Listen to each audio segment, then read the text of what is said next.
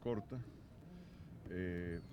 Como ustedes saben, empezaremos con una expresión de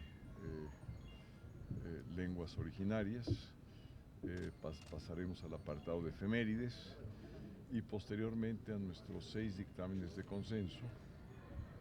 Obviamente el dictamen pues más de fondo tiene que ver con las desapariciones forzadas, y ahí lo que buscamos es que se tipifique como un delito de lesa humanidad. ¿Qué implica la lesa humanidad? Pues implica la imprescriptibilidad, es decir, que son delitos que nunca en el tiempo van a prescribir. Igualmente se van a aplicar los principios de derechos humanos desde el punto de vista internacional y esperemos que pueda generarse un consenso pleno sobre esa iniciativa que presentó la vicepresidenta Carla Fioricci y que además ha venido ella trabajando para poder congregar un consenso importante. Respecto de lo que aconteció ayer con nuestra colegisladora, el Senado de la República, pues ustedes vieron el debate, que fue muy similar al que tuvimos aquí en la Cámara de Diputados, y en esas circunstancias estamos esperando que eventualmente se defina en la comisión en la cual, que es puntos constitucionales, sobre el sentido, la dirección, la modificación o el retiro de la iniciativa de reforma a lo que prorroga el artículo 5º transitorio de la reforma que crea la Guardia Nacional. Nos estaremos como colegisladora muy atentos porque tiene, como ustedes saben, un procedimiento específico. Aún si se rechaza, regresa a la Cámara de Diputados y aquí tenemos que volver a revisar el tema. Entonces estaremos muy atentos, estamos preparados y listos para darle ese trámite. Yo tuve la oportunidad de conversar con varios de las y los senadores de los distintos grupos parlamentarios para entender primero el procedimiento que deseaban darle en el Senado de la República, porque había, digamos, distintas salidas, y ya una vez que determinaron la salida me lo informaron, es decir, la salida procedimental, y por supuesto que estaré muy atento a lo que allá acontezca. Lo que decía el diputado Moreira en cuanto a este llamado, primero aquí en la Cámara y después a los senadores, de que se definieran si estaban con el crimen organizado o con México, pues al oponerse a que los militares permanecieran 4 años más en las calles. Mire, el debate no es si los militares deben o no permanecer en la calle. Los militares siempre van a estar custodiando el territorio nacional, no estarán en sus cuarteles. ¿Por qué? Porque tienen 2 funciones principalísimas que cumplir. La primera es la función de la seguridad nacional. ¿Qué significa esto? Que ellos deben preservar la integralidad de nuestro territorio. ¿Qué implica? Pues estar en fronteras, estar en puertos, aeropuertos, en todo lo que significa, digamos, la integridad del territorio. En materia de seguridad nacional, ¿qué más o cuáles más son sus funciones? Pues ni más ni menos de salvaguardar la soberanía nacional. No es algo menor, es un concepto además muy amplio. Entonces, cualquier cosa que atañe a la voluntad del pueblo, que tenga que ver con la Constitución, pues es parte de sus funciones. Y luego tienen que supervisar la seguridad interior. ¿Qué significa la seguridad interior? Significa la preservación de nuestra vida institucional, ni más ni menos, y de la gobernabilidad del país, de la estabilidad del gobierno, que los gobiernos funcionen. Entonces no, es un falso debate que si regresan o no a los cuartos, o sea, van a seguir cumpliendo sus funciones. Hay ciertos temas de seguridad interior que les atañe, y cuáles son estos temas donde está, digamos, la línea divisoria entre lo que es seguridad interior y seguridad pública. Es si algún grupo criminal subvierte el orden nacional. Diputado, así como está la situación de la inseguridad en México, ¿la integridad del territorio mexicano está en peligro? Bueno, pues todas las regiones que pudieran estar bajo el control del crimen organizado, entonces se subvierte el orden constitucional y ahí tienen que estar presentes, independientemente, porque no son temas propios de la seguridad pública, son temas propios de la seguridad interior o inclusive de la seguridad nacional. Entonces eso es un falso debate. O sea, no hay una especie de guillotina que en marzo del 24 se tengan que regresar a los cuarteles. Ese no es el debate, y si es el debate, es un debate totalmente falso. Diputado, ¿qué lectura le da a lo que si fue sucedió algo que nunca había sucedido? Un militar tomando video dentro del Senado de la República, esa sería una.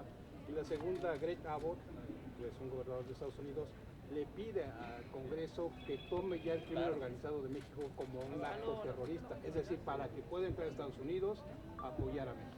Bueno, mire, lo primero, por supuesto, que no está bien y debió haber tenido el permiso y la autorización de la presidencia del Senado. Y si la otorgó, yo no tengo absolutamente nada que decir, porque es una Cámara, es una soberanía y la autorización del presidente de la Cámara, pues es lo que faculta o no el ingreso. Y por supuesto no debió haber estado armado, eso lo doy ya por hecho. O sea, su función era tomar videos o fotografías. Y lo segundo, lo de Greg Abbott, pues mira, es otra vez, es algo de seguridad interior de los Estados Unidos. Ellos consideran que ya lo que está sucediendo con los carteles del crimen organizado le está afectando a la salud de los estadounidenses. Les voy a dar los datos. El fentanilo al año está matando a más de 100,000 personas por sobredosis. Es un problema de salud para los Estados Unidos. Inclusive es un tema de prioridad para el presidente Biden. Y una parte de ese fentanilo, una buena parte viene de México. Entonces, obviamente es algo que nos atañe. Como nos atañe también el estar bajo el reclamo del ingreso de armas que viene de las armadoras de Estados Unidos, de la industria militar. Entonces, de esa manera, digamos, hay situaciones bilaterales que tienen que ver con ambos países, porque lo que se hace aquí tiene efectos allá y lo que se hace allá tiene efectos acá. Entonces, ellos tienen sus leyes, nosotros tenemos las nuestras, tienen que respetar nuestro territorio y nuestras leyes, y nosotros tenemos que respetar su territorio y sus leyes. Pero eso no implica que no veamos que hay asuntos de carácter bilateral que se cruzan porque el crimen organizado no reconoce fronteras, la venta de armas no reconoce fronteras, el trasiego de droga no reconoce fronteras. Entonces es por eso que algunos de nosotros, yo en lo particular, estoy proponiendo que revisemos los tratados internacionales que están suscritos en las Naciones Unidas, que se repudien algunos de ellos porque ya no funcionan, son de los años 70, es un absurdo lo que está pasando. Diputado, ¿cuánto tiempo más va por México en pausa? Hasta en tanto no se resuelva lo del Senado. Diputado, esta revisión de los tratados debiera hacer Marcelo y no andar poniendo la paz donde no lo llaman. Mire, yo no estoy para establecer las prioridades del gobierno. Lo que sí creo es que la revisión de sus tratados es de extrema importancia, según mi visión. Diputado, regresando a lo del Senado que sucedió el día de ayer en el Senado, preguntarle, ¿fue un triunfo pírrico el que se dio el día de ayer? Porque pues en ninguno de los dos pues ganaron. Lo que hicieron es ampliar el tiempo, porque sigue viva esa iniciativa, ¿sí? Y lo que está dando es el margen para que consigan el cabildeo. ¿Fue pírrico? No, mire, yo no lo pondría en términos de triunfos o derrotas. Verlo así me parece que es una visión impropia. ¿Qué es lo que me parece? Que se abra un espacio de diálogo. Ahora, lo que yo esperaría que ese diálogo fuera productivo y que se escuchara a la oposición, pero no solamente de escuchar en una conversación, que se tomaran las propuestas de la oposición, porque lo que no es correcto es dejar de un lado toda la policía civil que debe estar al resguardo de la seguridad pública. Las Fuerzas Armadas y particularmente la Fuerza Armada Permanente, su función es salvaguardar seguridad nacional y seguridad interior.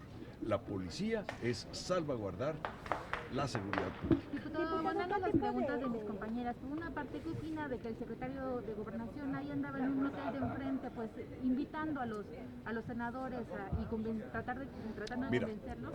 Yo creo que todo mundo tiene el derecho de hacer su labor de persuasión, no de chantaje, no de amenaza, de persuasión. Nosotros hicimos lo propio, por supuesto. ¿Por qué? Porque tenemos una posición política y tenemos todo nuestro derecho de hablar con nuestras contrapartes y hacerles ver nuestro punto de vista. Y yo creo que eso es perfectamente entendible y legal. Lo que no es correcto es si hubo chantaje, si hubo amenazas, yo convoco a quienes las recibieron que tengan el valor civil de dar un paso al frente y las denuncien, porque eso afecta enormemente a la democracia. La democracia no funciona con amenazas, no funciona con chantajes y menos viniendo del poder.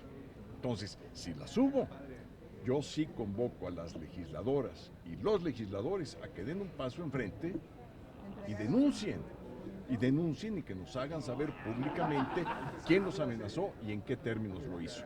Y si no, pues que ya no lo digan, ¿verdad? Ayer Leonel Godoy, precisamente cuando se le preguntó sobre estas denuncias que estaban haciendo, calificó a la senadora Kenia de rabiosa y mentirosa. Mire, yo sí creo en que cada quien tiene su derecho de libre expresión. Yo, por supuesto, defiendo a la senadora Kenia, es alguien que habla bien, habla fuerte y representa muy bien no solamente al PAN, sino a la oposición. Claro, y eso hace contrapuntos con quienes son partido gobernante o coalición gobernante. Y también, pues eso es buena parte de la democracia, pero a mí me parece que lo que dice la senadora Kenia López, pues es correcto. Y yo lo apoyo. ¿Cómo? Lo apoyo a título personal, porque aquí estas opiniones las doy a título personal y no como presidente de esta Cámara, que ya me toca así. ¿Al senador Raúl Paz lo convencieron o lo chantajearon? No lo sé, él tendrá que dar su propia versión. Yo lamento que se haya ido de las filas de Acción Nacional. Nada más rápido. ¿Perdón? ¿Qué tratados internacionales se deben Mire, son fundamentalmente dos de los años 70, de la época de Richard Nixon, que son los tratados prohibicionistas que se suscribieron de manera multilateral y fundamentalmente para el aspecto continental americano, en donde se establecen los términos y condiciones de cómo van a actuar los países en términos del trasiego de drogas, del consumo y de la prevención. Yo creo que son tratados totalmente superados. Vean lo que pasa en Estados Unidos, en la Unión Americana. Hay más de 27 estados donde ya se permite el consumo de la marihuana.